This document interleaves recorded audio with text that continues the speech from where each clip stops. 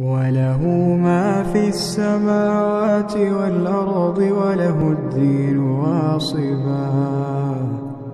أفغير الله تتقون وما بكم من نعمة فمن الله ثم إذا مسكم الضر فإليه تجأرون ثم إذا كشف الضر عنكم إذا فريق منكم بربهم يشركون ليكفروا بما آتيناهم فتمتعوا فسوف تعلمون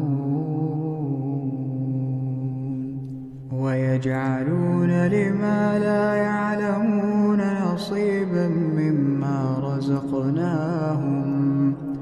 تالله لتسألن عما كنتم تفترون ويجعلون لله البنات سبحانه ولهم ما يشتهون وإذا بشر أحدهم بالأنثى ظل وجهه مسودا وهو كظيم يتوارى من القوم من سوء ما بشر به أيمسكه على هون أم يدسه في التراب ألا ساء ما يحكمون للذين لا يؤمنون بالآخرة مثل السوء ولله المثل الأعلى وهو العزيز الحكيم ولو يؤاخذ الله الناس بظلمهم ما ترك عليها من دابة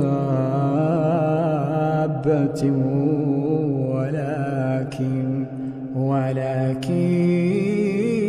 يؤخرهم إلى أجل مسمى فإذا جاء أجلهم لا يستأخرون ساعة ولا يستقدمون ويجعلون لله ما يكرهون وتصف ألسنتهم الكذب أن لهم الحسنى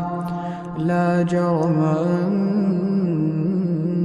لهم النار وأنهم مفرطون تالله لقد أرسلنا إلى أمم من قبلك فزين لهم الشيطان أعمالهم فهو وليهم اليوم ولهم عذاب أليم وما أنزلنا عليك الكتاب إلا لتبين لهم الذي اختلفوا فيه وهدى ورحمة لقوم